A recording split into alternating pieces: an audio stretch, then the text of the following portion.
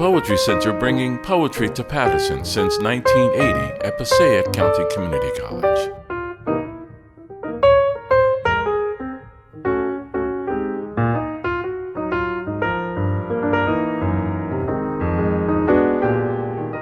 Hi, I'm really pleased to welcome you all here to this reading by Sam Sachs, sponsored by the Poetry Center at Passaic County Community College on Zoom because we can't meet in person right now, but we will, I hope, meet in person sometime in the fall. But for the moment, the good thing about Zoom is it allows us to reach people very far away.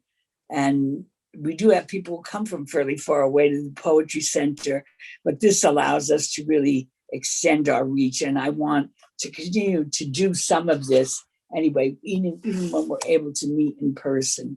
I want to say that I have to thank Smita Desai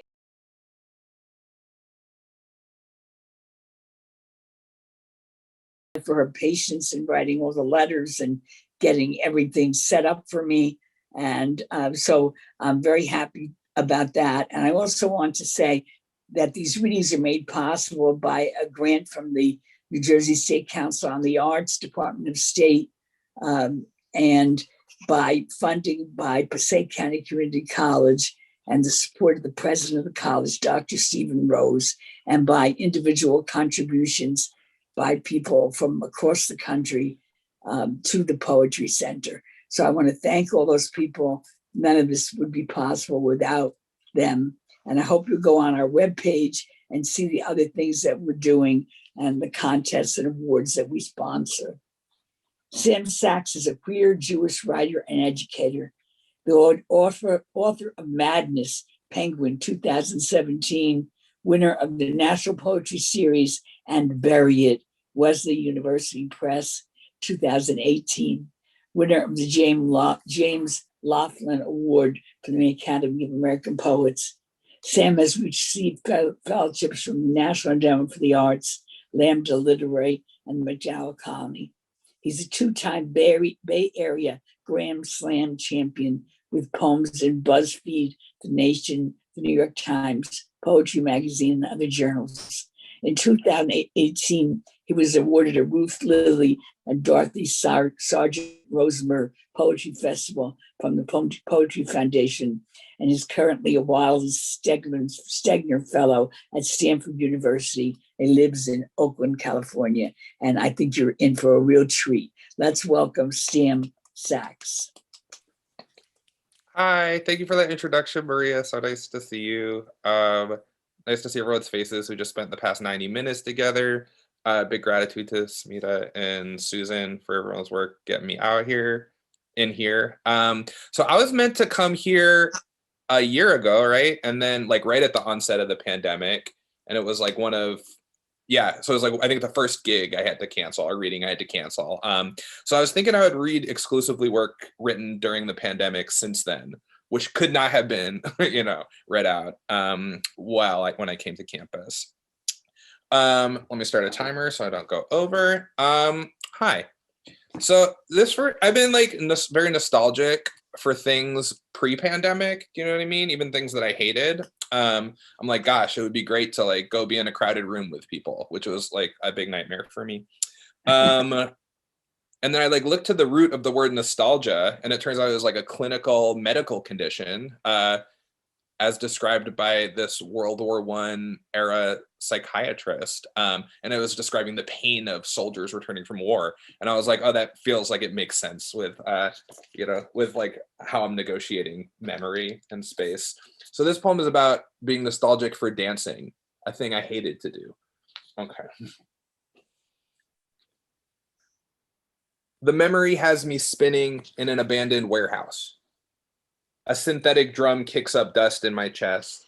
I'm wearing some kind of nightmare jacket I sewed together myself from leather scraps. Don't care who sees. The lights are low enough, all of us have been soft blended into nothing, into one body.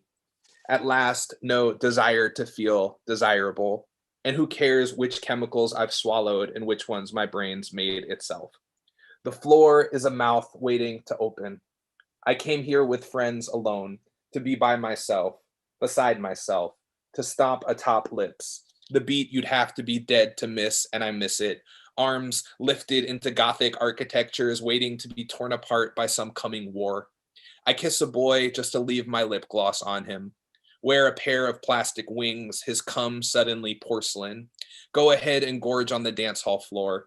This warehouse is in West Oakland, in North Portland, in somewhere New Jersey. This warehouse is in a vacant shopping mall by a Sunco beside water. This warehouse is only in the mind, where it existed for one night, then disappears into cracked frescoes on cathedral ceilings or painted on the walls of caves. This warehouse comes back to me in my apartment, reading a book by someone dead, written when they were a kid. None of them one dead, written when they were a kid. None of us is to be trusted. I have never been without worry, especially while dancing. My people come from worry. Worry my country. Worry my wild lung. I was never young.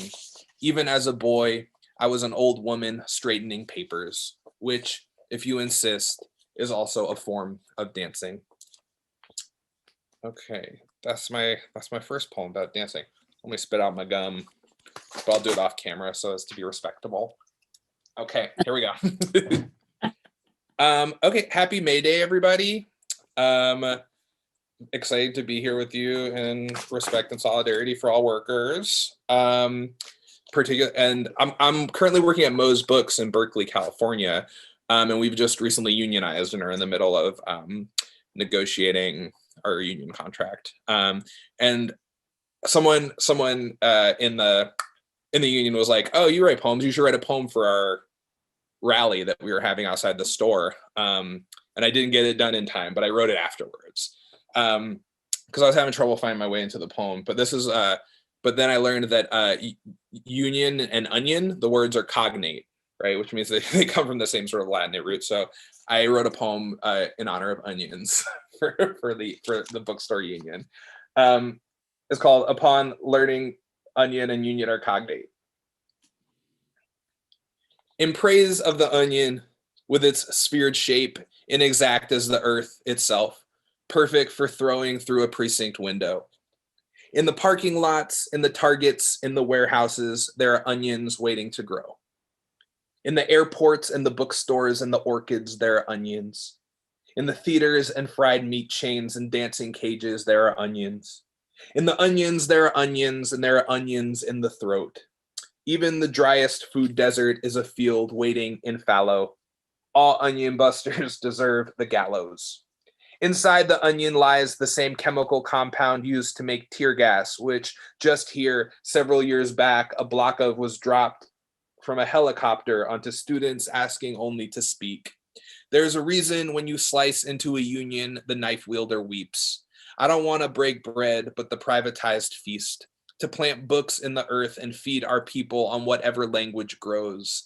I know the man who pilots the helicopter is not in our onion, nor any police, nor the one who profits off people bending in fields, harvesting the bulbs he'll use to light his many palaces, but you love, waking in the morning, brushing your teeth, cruising the bathroom in order to take back your time from whoever pays you to sit and smile and turn money into water.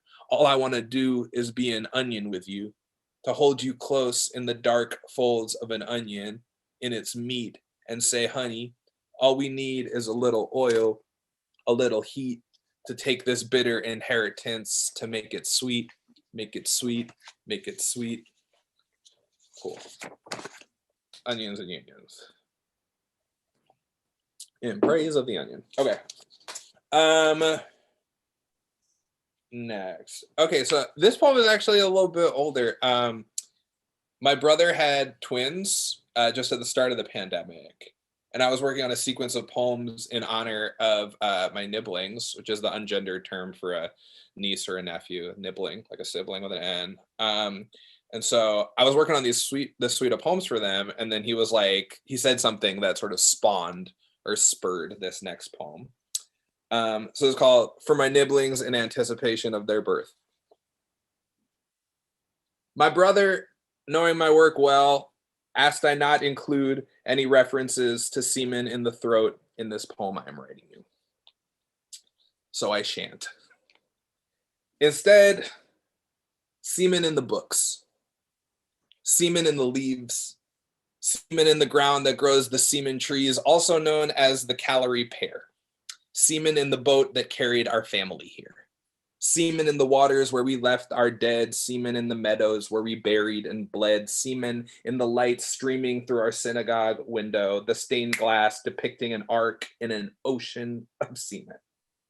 Gossamer semen, octopus semen, garden of semen. There are so many words for you children, and none of them are dirty, though not all of them are yours. Now, as you eat what your mother eats, her fear is yours as this world is torn and thrown to birds, but still the light is thick in the trees. The calorie pears are loud this season, and my throat is bright with flowers for you both. Such beautiful flowers. I hardly have the words. Okay, very good. Let me see.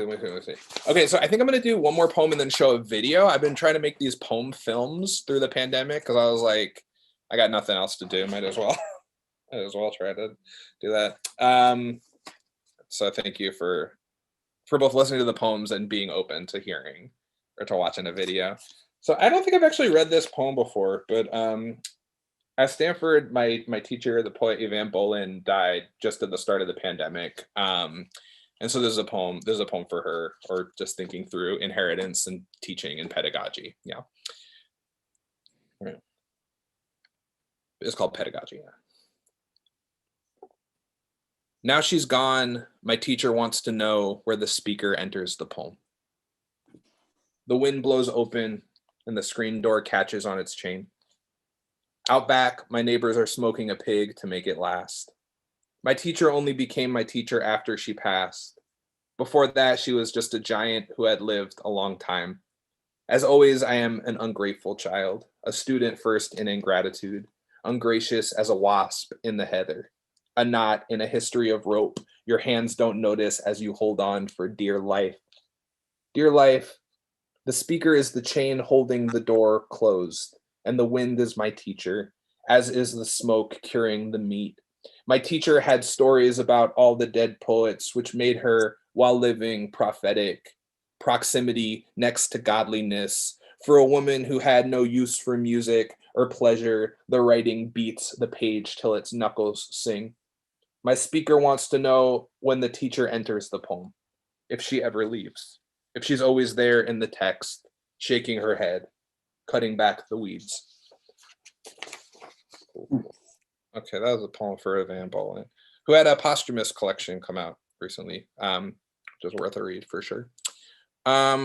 Okay. So now I'm gonna pivot onto the audiovisual portion of of my reading. This is just a short video too, so if you hate it, it's all good. Okay, let me see. Here we go. I made it for this Arts Research Center thing at the University of California, Berkeley. Oh, let me make sure I'm sharing the audio too, because I sing in it. No spoilers, but I'm not the best singer, but I'm definitely not the worst one. Huh? Okay, here we go. Share sound. Boom. Okay, excellent. No. All right.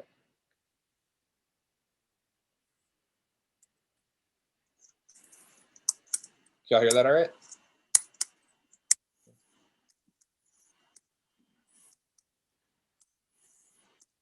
No, you can't. I'm not getting any sound. All right. Okay. All right. Here we go. I'm about to change it up. I gotta use my partner. Sorry, I'm on my boyfriend's computer, because mine died. That's right. Is not compatible with. This should work better.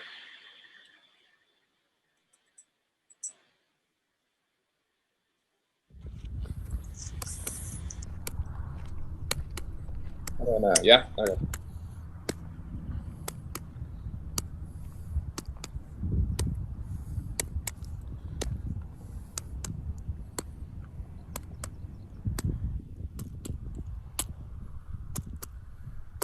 He touched me and I opened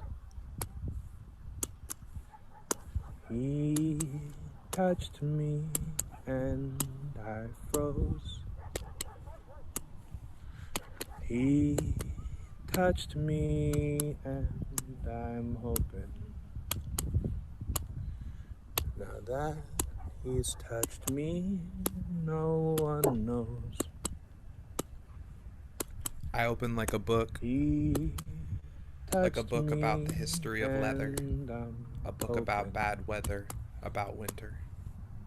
Like a hospital window letting cool air in, like an errant nail opening a forearm like a braid, like a box to a blade, like a blade holding light, like a lightning bug fingered into bright letters spelling out his name, like a dead alphabet in a living mouth, like a bulb thumbed into blooming, a bulb broken after the bride says fine, why not? $1 transformed into water, like an opera, like an island, like an eye.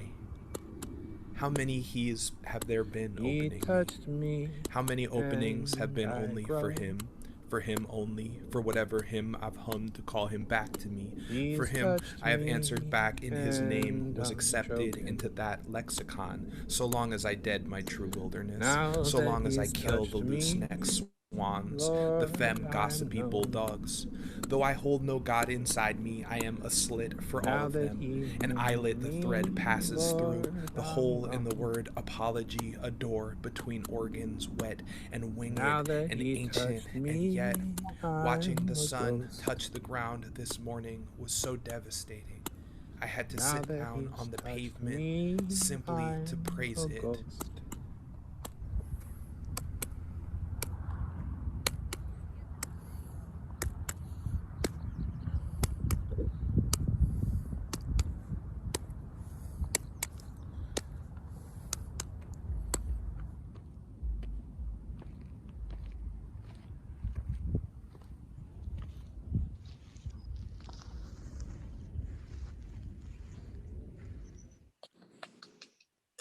All right. Oh, thank you. Thank you. So what, am I the best singer or the very best singer you've ever heard? What do we think? If you had to say. Sound like speaker on the wall, right? Thomas, and this poem is titled. Oops, sorry, that's the next. There were 2 seasons last year. The next person. You should check out the series. It's killer. The next poem is by Damani Thomas. It's a great piece of writing. Sam, one of the things that came up for me during that video is I've been listening to a lot of medieval polyphonic music, and the way that the music and the voices layer creates an experience inside of me that I sort of deeply find I want to replicate in my poems. And I don't know how to do that yet. All I know is that I want to do it. And what intrigued me about what you just shared with you was that's one beginning of an answer to that question. Beautiful. Thank you, Ted. I appreciate that. I would take a gander at Philip Metris has a sequence of poems that are written for 3 voices. And there's like a great tradition of sort of like dialogic or polyvocal poems that I could also point you to if you're interested. That sort of Philip Metris, Metres. Yeah. Thank you. And that actually more poems. Yeah. Some more poems. There's more poems? Yeah. So actually that come on. That comment sort of points me to my next poem. I wasn't going to read it, but thinking about sort of sound and ancestry.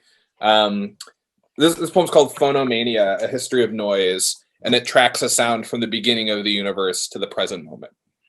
This is the project of the poem. Okay.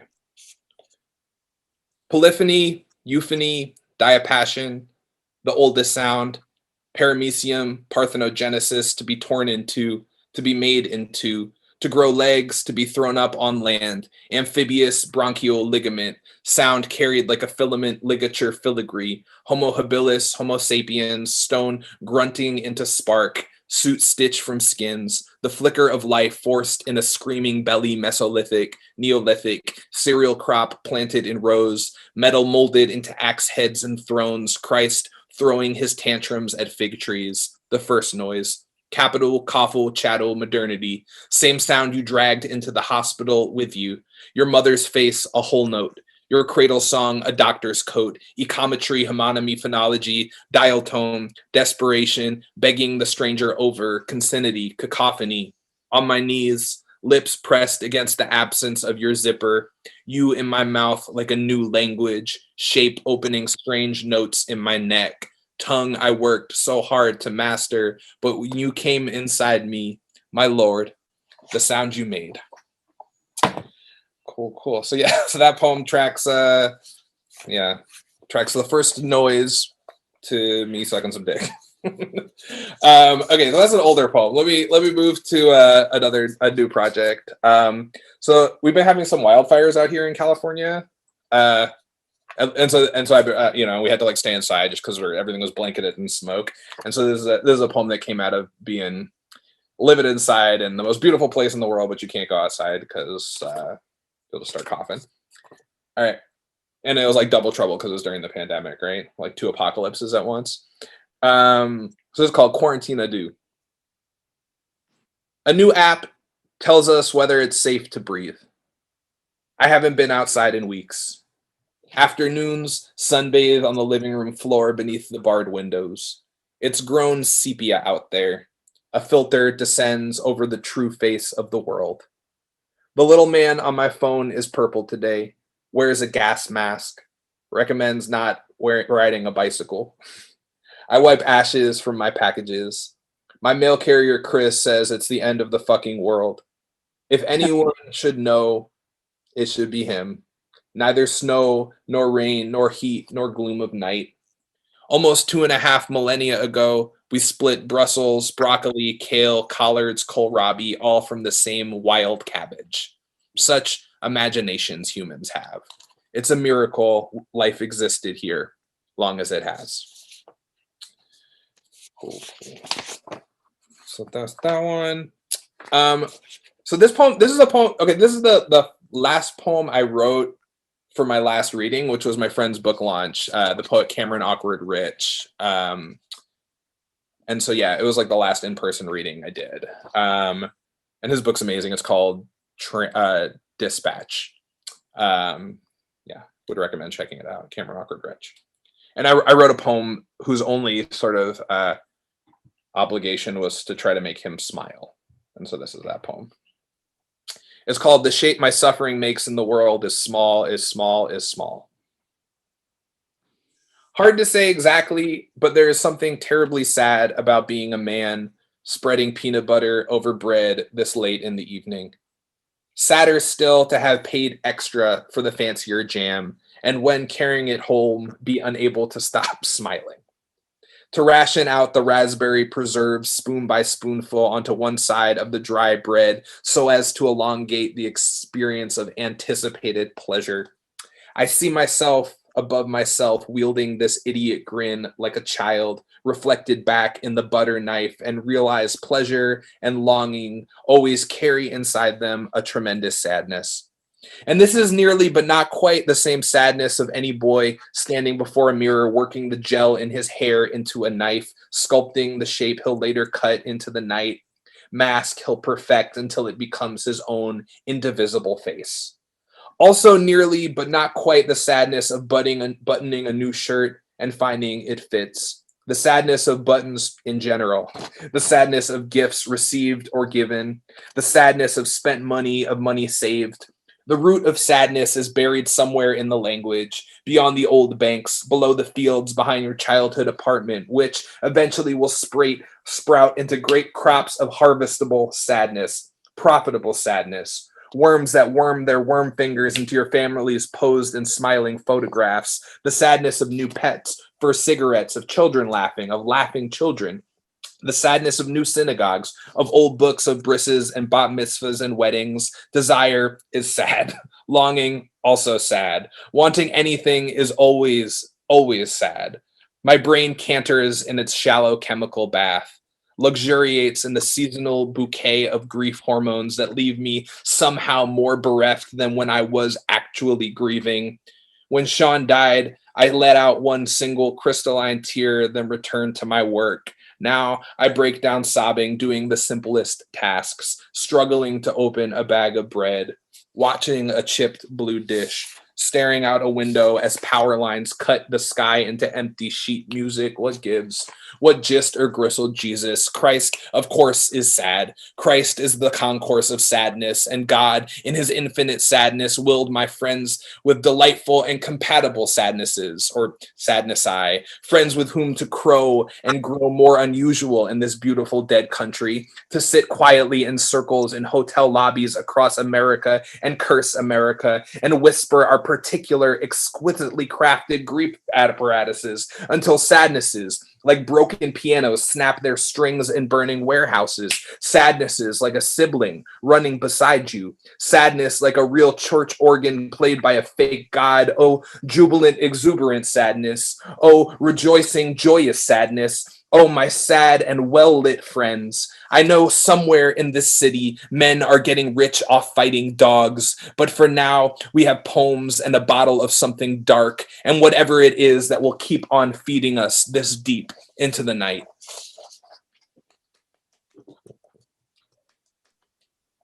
Thank you. Yeah, I feel like I made all my best friends writing sad poems and then hearing them read out their sad poems and being like, oh yes, okay, we're kindred.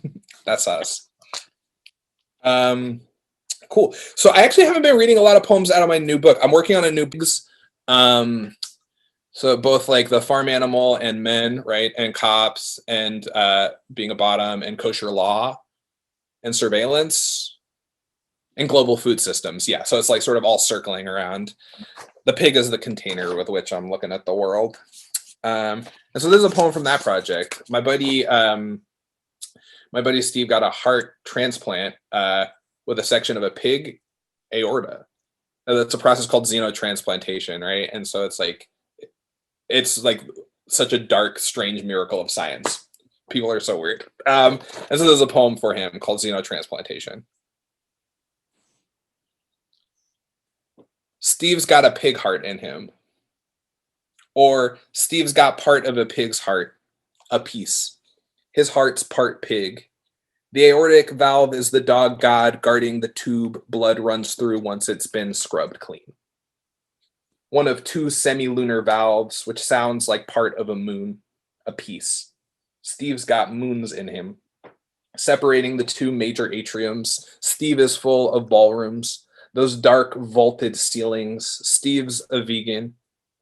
Steve is a vegan with a pig heart, thumping club music. Steve believes the pig in him is also vegan because it eats what he eats, speaks when he speaks.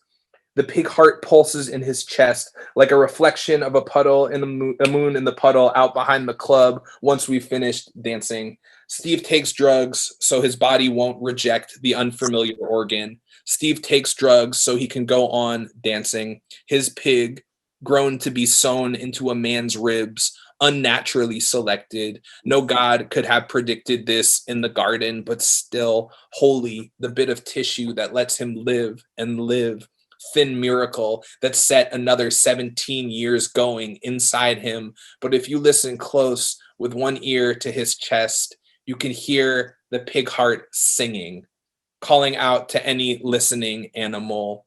All I want is to live and live and live and live.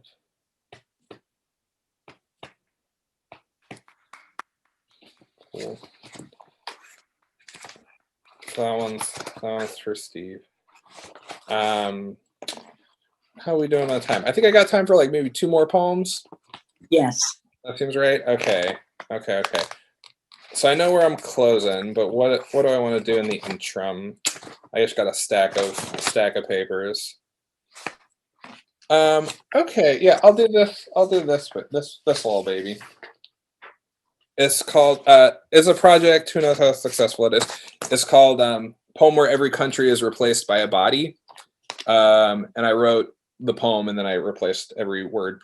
Every time the word country appeared, I replaced it with the word body. Right. I wake up and look for ways to leave my body. Make coffee and thumb my phone comparing flights. So many friends are moving to the city to raise their kids in the body, and it doesn't not feel like a betrayal. Having kids, I mean. The body is a fine place to move, to grow up and old in. It's where your vote counts most, where the sky opens above you like a letter from some long dead godmother and anything is possible, though often lonely. I wake up and there are new fires in the body north of here, poisoning the air down in Oakland. I wipe the burned vineyards off the hood of my car, breathe in and out the stray house cats and houses. The president claims he's sick and we all delight after the nightmare he's performed on the body. But has the body ever had a soul, as so many keep calling it, some moral center to return to? Wasn't this body built only on unrepatriated blood?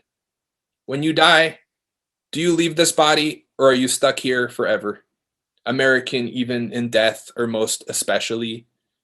We sit around the table discussing how best to leave. We who come from those who fled their body again and again, only to realize it's a myth. All you can ever be citizen to, you already carry in your chest.